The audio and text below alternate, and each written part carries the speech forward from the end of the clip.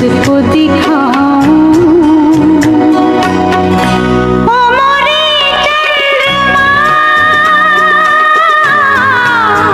माथि ढुङ्गा छिटो आए त माथि ढुङ्गा ला न के जाने त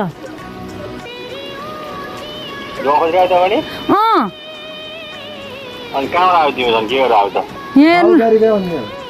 यो बारीमा विश्वकर